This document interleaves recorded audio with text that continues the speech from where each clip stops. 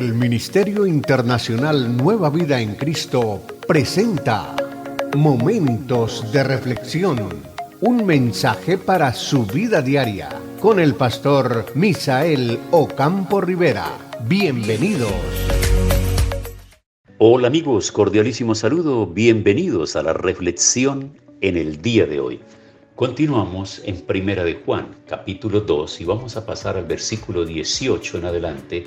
Y este párrafo es supremamente importante porque por primera vez se va a utilizar un término un poco desconocido que no se ha manejado antes.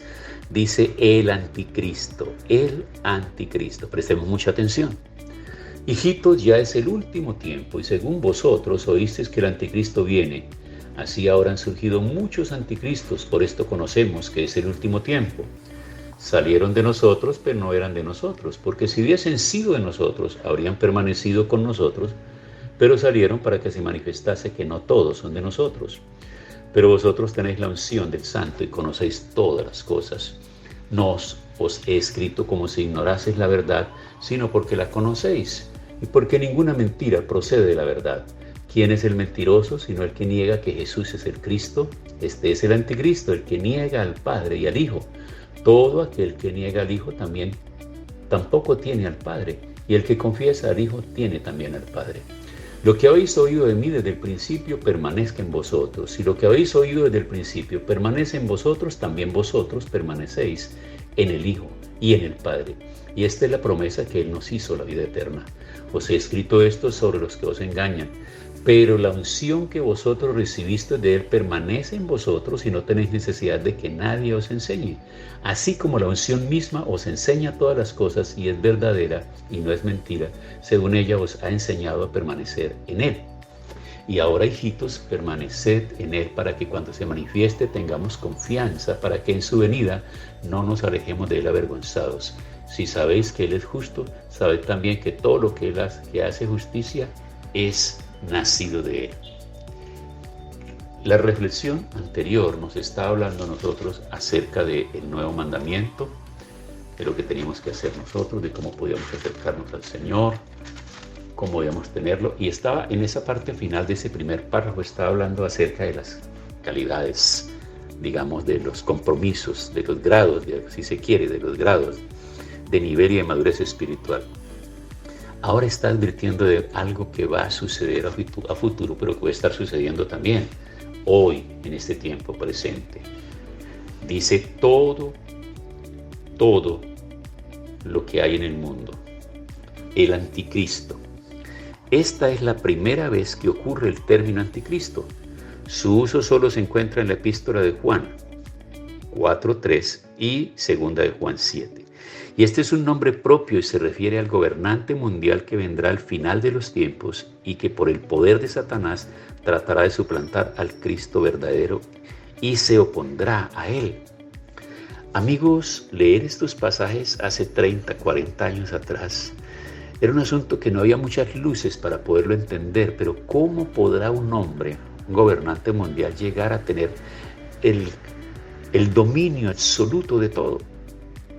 Pero nosotros nos damos cuenta cómo a medida que van transcurriendo los tiempos, las situaciones que se van dando ahora, nos damos cuenta cómo el mundo, tan grande como es, con su cantidad de naciones, países, con su cantidad de presidentes, de hombres que dirigen naciones, hay organismos internacionales que regulan la existencia y el funcionamiento de muchos de esos países. Yo creo que lo más reciente para nosotros poder entender este pasaje tiene exactamente que ver con lo que pasó apenas hace unos 4 años. Estamos hablando de la pandemia. ¿Cómo se pudo, a través de una organización mundial, llamada la Organización Mundial de la Salud, direccionar todo el mundo, dar instrucciones de cómo se debía hacer? Y lo que tenían que hacer cada uno de los presidentes de sus respectivas naciones era copiar, hacer exactamente lo que se les daba y se les decía que tenían que hacer. Yo creo que hoy nosotros tenemos ya un poco más de luz y de claridad para entender lo que será el tiempo del anticristo, porque existen ya todos los medios posibles para que alrededor del mundo la gente esté completamente conectada y pueda conocer y pueda saber pueda suceder. Y ya en este momento podríamos decir nosotros que es difícil que nosotros podamos pensar que nadie nos conoce y nadie sabe de nosotros.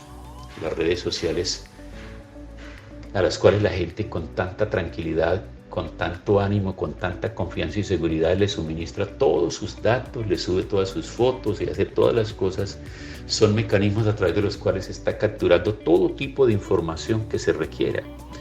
Ahí está su dirección, ahí está su identificación, ahí está absolutamente todo.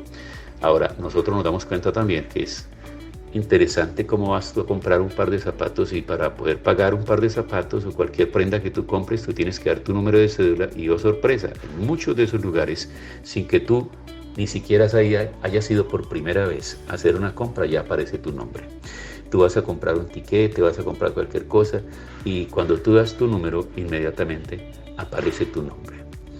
Entonces, en la telefonía y en tantas otras cosas, te lo permite a nosotros entender que vamos rumbo hacia un gobierno mundial. Lo que nos permite a nosotros entender que vamos rumbo hacia un tiempo donde el anticristo del que hablaba el apóstol Juan aquí, tiene mucha razón. Entonces, esta palabra, su uso solo se encuentra en la epístola de Juan.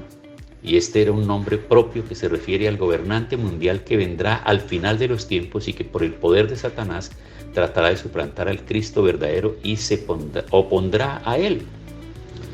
Existen citas muy claras. Voy a anotar estas citas para que lo leas. Daniel capítulo 8, versículo 9 en adelante. Mateo capítulo 24, versículo 15. Segunda de Tesalonicenses capítulo 2 del versículo 1 al 12. Y dice que han surgido muchos anticristos, mientras que la primera ocurrencia del término se refiere a una persona en particular que es profetizada en las Escrituras. Aquí se presenta en plural y alude a muchos individuos. Juan usa el plural para identificar y caracterizar a los falsos maestros que perturban las congregaciones a las que se dirigía en vista de que su doctrina falsa distorsionaba la verdad y se oponía a Cristo. Entonces quiero explicar bien esto. La palabra anticristo se refiere a un gran personaje político, religioso, que hará de todo el mundo como si se tratase de un solo imperio y él será un único emperador del mundo. Tendrá todas las leyes, habrá un solo lenguaje, una sola moneda, un solo ejército, bueno, todo. Cuando lleguemos al libro de Apocalipsis ampliaremos un poco más esto. Pero cuando utiliza el término anticristos, ya se refiere a otros de menor categoría. Se refiere a personas que son contrarias a Cristo, pero que es en el ejercicio de la fe que ellos vendrán para oponerse como falsos maestros.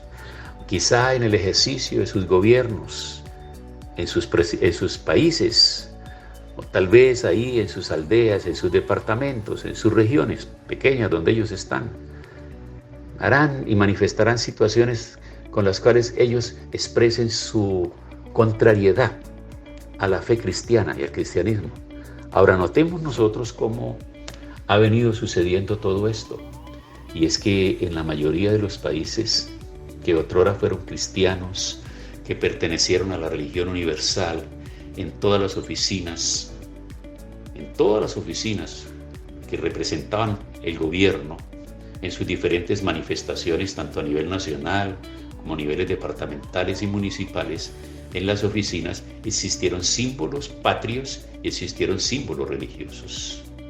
Pero ¿cómo se han venido levantando los anticristos? En la medida que se han ido aprobando leyes que impiden ahora tener símbolos religiosos en dichas oficinas y en dichos recintos. Como que conoce también que en el pasado muchos de estos funcionarios permitían que se hicieran en sus lugares de despacho, se hicieran oraciones o lo que se llaman como devocionales, pero ahora no, ha ido desapareciendo todo esto. Todo esto va desapareciendo y van haciendo quitar los símbolos religiosos de uno y otro lugar. Podríamos pensar nosotros entonces que son como enemigos de Cristo y de esa fe cristiana que hacen que a través de leyes que se aprueban mediante el ejercicio de la legislación, entonces ahora vayan desapareciendo todas esas prácticas y toda esa fe y todos esos principios y todos esos valores. Claro que sí. y ha ido desapareciendo.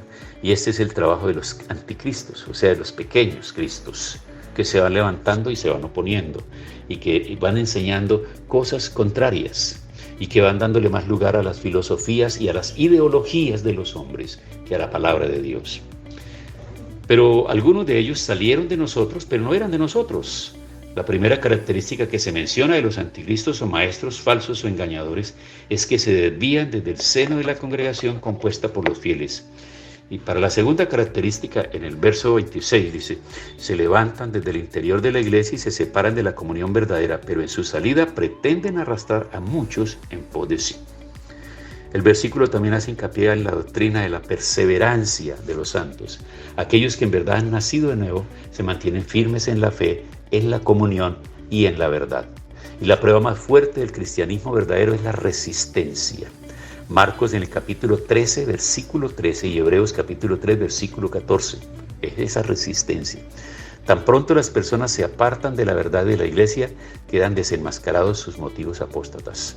Razón por la cual nosotros debemos estar muy pendientes de todo esto. Amigos, cristianos, hombres y mujeres simpatizantes del reino de Dios, no durmamos como los demás. Cuando yo veo que la gente se proyecta haciendo tantas cosas por aquí, por allí, y pensando en 30, 40, 50, 100 años, un siglo, 2 siglos, lo que sea que venga, la verdad que sí, todavía falta un periodo muy largo de tiempo. A partir del tiempo cuando Jesús levante su iglesia, dice que vendrán 7 años de gran tribulación y ese será el tiempo del anticristo, del grande, de ese contrario a Cristo, grande que se levantará para gobernar el mundo.